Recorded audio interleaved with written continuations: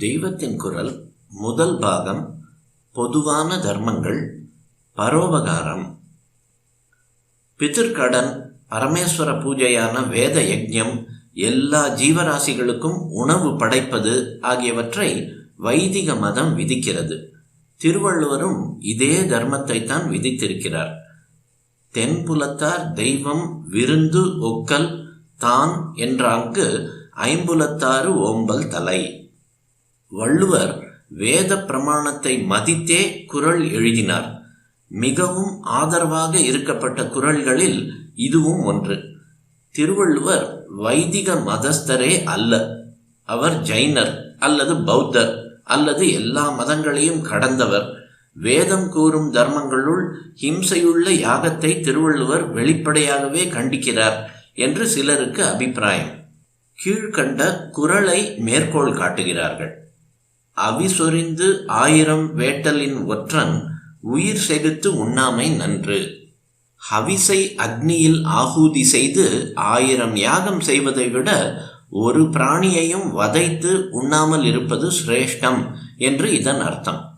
இதை படித்த பின்னும் கூட என் அபிப்பிராயமோ திருவள்ளுவர் வைதிக அனுஷ்டானங்கள் அனைத்திலும் பூரண நம்பிக்கை கொண்டவர் என்பதே.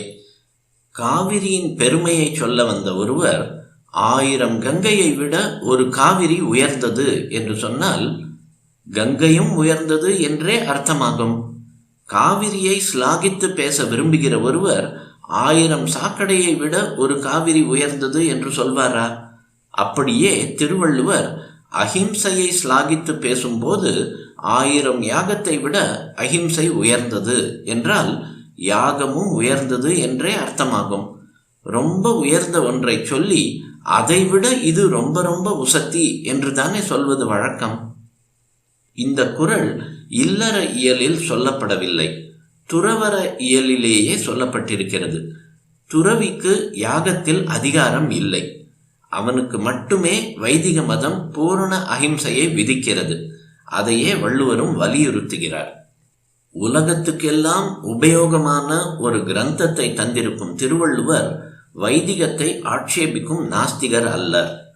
திருவள்ளுவர் விருந்து என்று சொல்கிற விருந்தோம்பல் வைதிக மதத்தில் மனுஷ்ய யஜ்ஞம் எனப்படும் விருந்தோம்பல் என்பதே. இன்னும் கொஞ்சம் விரித்தால் அன்னதானம் என கொள்ளலாம். ஒவ்வொரு குடும்பத்திலும் சமைப்பதற்காக பானையில் அரிசி போடும்போது பகவானை நினைத்து கொண்டு ஏழைகளுக்கு என்று ஒரு பிடி அரிசியை ஒரு கலயத்தில் போட்டுவிட வேண்டும். இப்படி பல குடும்பங்களில் தினமும் போட்டு வைப்பதை பேட்டைக்கு பேட்டை சேகரித்து சமைத்து ஆங்காங்குள்ள ஆலயத்தில் நிவேதனம் செய்து ஏழைகளுக்கு அளிக்க வேண்டும். ஒரு பிடி அரிசியோடு ஒரு பைசாவும் தினந்தோறும் போட வேண்டும். சேகரித்த அரிசியை சமைப்பதற்காக விறகுக்கு சாதத்தில் சேர்த்து கொள்ள மிளகு பொடியோ அல்லது வேறு ஏதாகிலும் வியஞ்சனமோ தயாரிப்பதற்கு, சமையல் பாத்திர வாடகைக்கு, இப்படிப்பட்ட மேல் செலவுகளுக்குத்தான் அந்த ஒரு பைசா. இந்த திட்டத்தை நடத்தி காட்டுவது பெரிய பரோபகாரம்.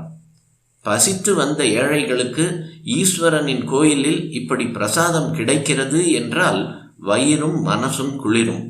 இதனாலாவது கோயிலுக்கு வருகிற வழக்கம் ஏற்பட்டு பக்தியும் வளரும். வெறுமே சாப்பாடு என்றில்லாமல் ஈஸ்வரனுக்கு நிவேதனமாக பிரசாதம் என்று இருந்தால் அந்த அன்னம் சித்த சுத்தியும் அளிக்கும். அன்னதானம் பரோபகாரத்தில் ஓர் அம்சமே.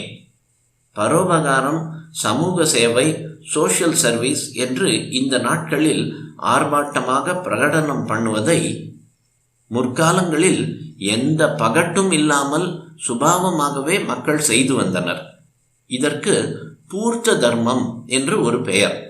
ஜனங்களுக்காக கிணறு குளம் வெட்டுவது, அன்னதானம், அவர்களின் ஆத்ம க்ஷேமத்துக்காக கோவில் கட்டுவது, அதன் அங்கமாக நந்தவனம் அமைப்பது எல்லாம் பூர்த்த தர்மத்தில் சேர்ந்தவை. இதில் கிணறு குளம் வெட்டுவது முதலில் சொல்லப்பட்டிருக்கிறது. அதனால்தான் பேச்சு வழக்கில் கூட அவன் என்ன செய்து கொண்டிருக்கிறான், வெட்டி கொண்டிருக்கிறானா என்கிறோம். வெட்டுவது அவ்வளவு பெரிய தர்மம். தாகம் எடுத்த பசுக்களும் மற்ற பிராணிகளும் நீர் அருந்துவதற்காக கிராமத்துக்கு வெளியே மேய்ச்சல் பூமியில் ஒரு குளம் வெட்டினால் எவ்வளவோ புண்ணியம். ஒரு கிராமத்தில் அல்லது பேட்டையில் இருக்கிற சகலரும் பணக்காரர் ஏழை என்கிற வித்தியாசம் இல்லாமல், உயர்ந்தவன் தாழ்ந்தவன் என்கிற வித்தியாசம் இல்லாமல் ஒன்று சேர்ந்து மண்வெட்டியை கையில் எடுத்துக்கொண்டு இப்படிப்பட்ட சரீர பிரயாசையுள்ள பரோபகார சேவையில் ஈடுபட வேண்டும். இதனால் சமூக ஒற்றுமையும் அதிகமாகும். புத்தியை சுத்தப்படுத்திக் கொள்வதற்காக கல்வி, மனசு சுத்தமாக தியானம், வாக்கு சுத்தமாக ஸ்லோகம் இப்படியெல்லாம் இருக்கின்றன அல்லவோ? சரீரம் சுத்தமாவதற்கு இந்த சரீரத்தால் சேவை செய்ய வேண்டும். உழைக்க உழைக்க சித்த சுத்தியும் வரும்.